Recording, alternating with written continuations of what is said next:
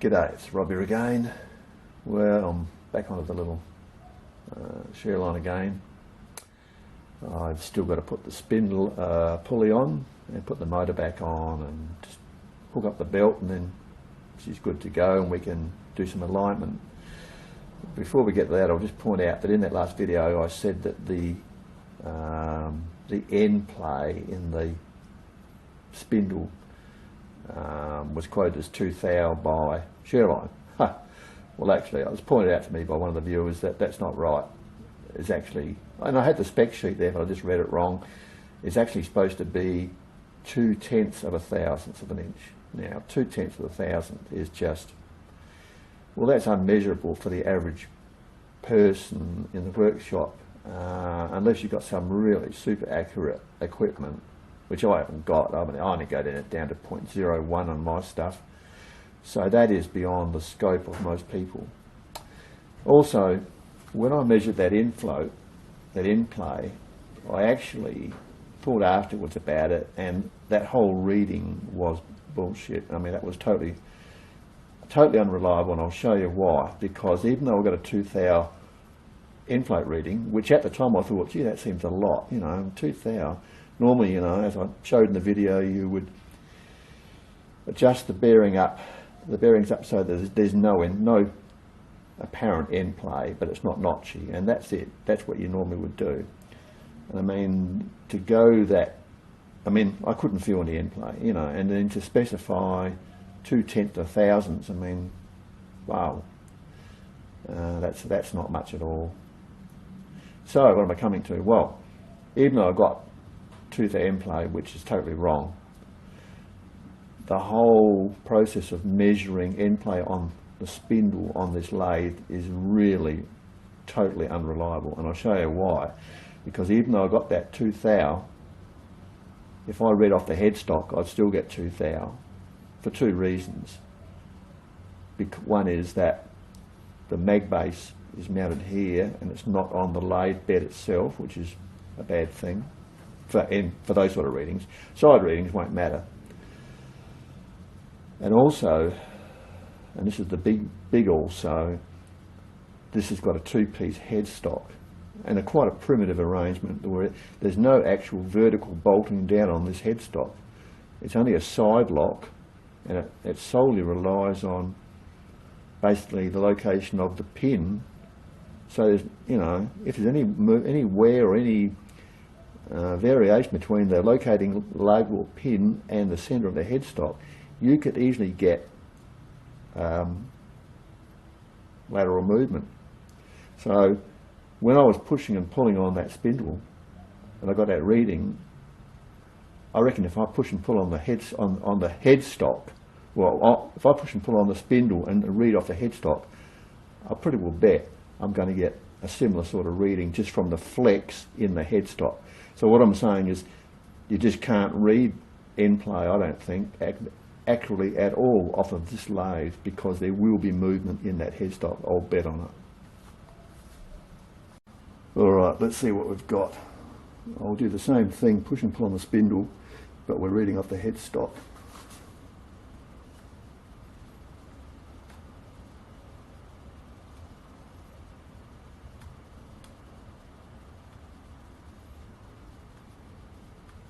So there you go, you can see is exactly what I said, what I thought would be the case. There's flex in here, and there's also possible flex even in the timber base, minute, but I'd say most of it will be in here, pretty much bet on it. In fact, I'll take a reading on the bottom part of the bed and see what we get.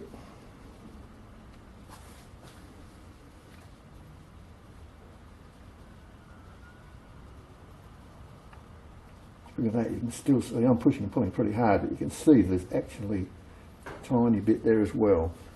So it just shows you that the base is moving relative to the mag base, but primarily the flex is in the main movement is in the 2-piece headstock. The top part is able to move a little bit, flex a little bit on that centre shaft.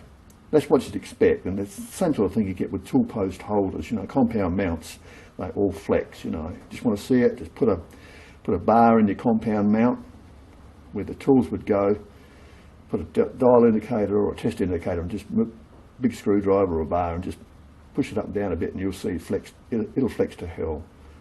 Anything with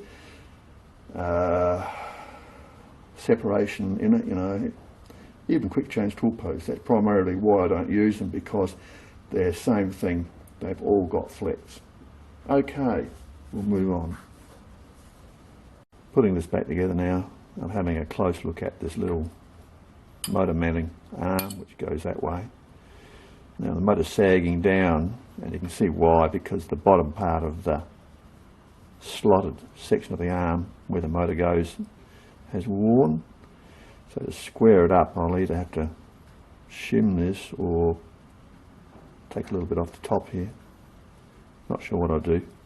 For now I'll just put it back because it's not hurting. That's just a cosmetic thing. But yeah, that's why you can see you can feel and see the wear in the arm.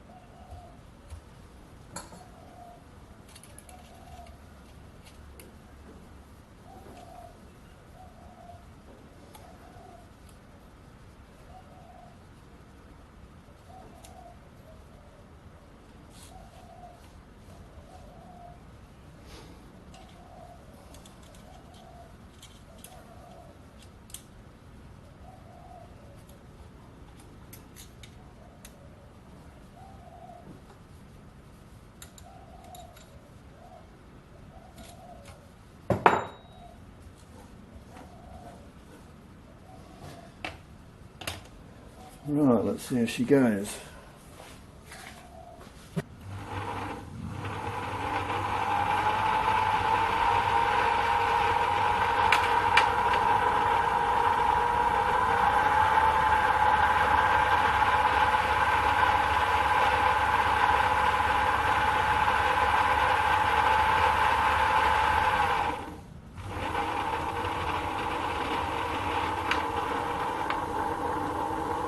Those handles do rattle a bit.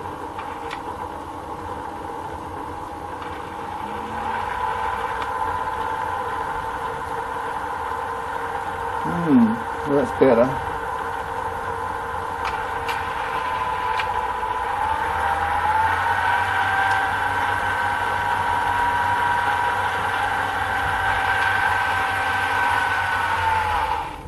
Well, I got around the rattling handles. I just put a glove under each of them, one of my leather gloves, and that just put a bit of tension on them so that stopped the rattle.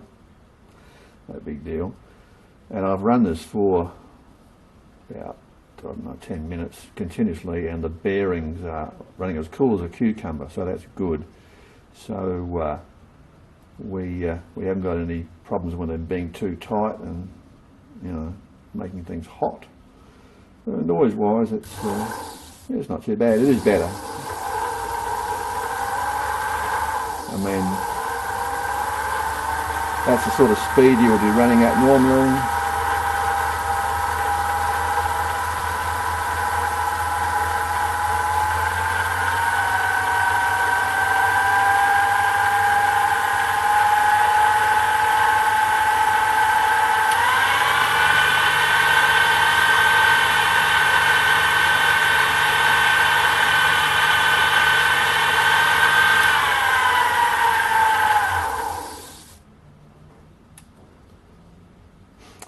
Beautiful, no worries at all. To test the alignment, I'm going to use a indexable slot mill, and that's good and accurate. We just turn it. You can see there's no run out problems there. That looks pretty good. So we'll index off the side of that.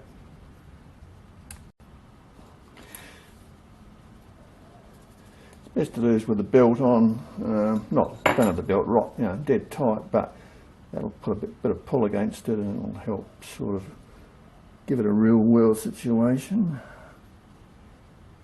Let's have a look.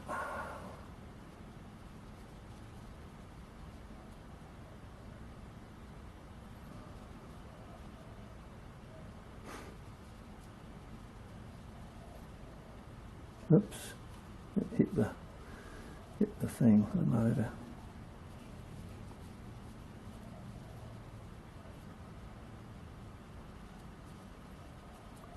Wow, that's pretty good.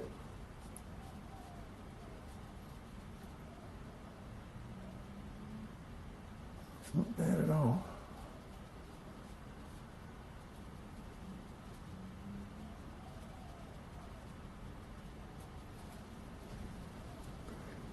It's pretty close.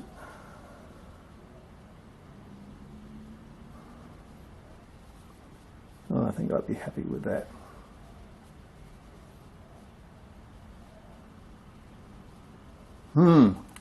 That will do for now. I think that's pretty good. So that's all there is to it, a piece of cake. So now it's just a matter of make sure it's good and tight, check it again. And then they say put a dab of Loctite on the key to keep the key in position. So I'll do that. And yeah, we're good to go. Alright, seeing as it's Christmas, I don't know, you've been waiting for a long time. We'll do a bit of machining with a little level. See how accurate it is.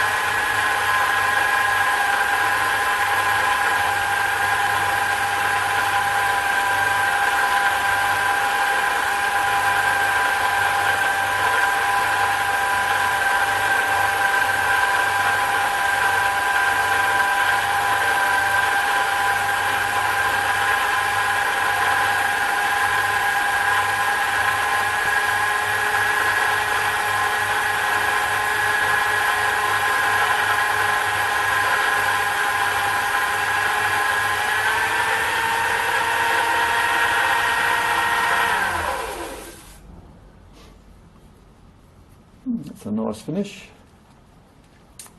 It does a good job, but you have to use very, very tight radius tooling on it. Otherwise you'll get chatter. Let's check it with the Mitsu Toyo.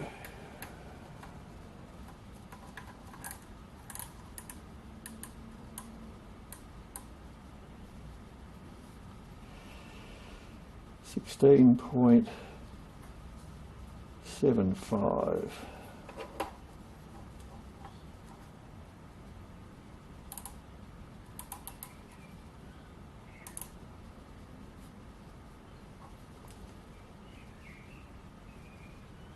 16.735. So we're 0.03 difference. That's not bad. 0.03, what's that? That's half a thou, a bit over half a thou. So that's pretty good. I mean, for a little thing like this, that's not bad at all. So there you go. You've seen the baby in action. It does work. It does a pretty good job, really.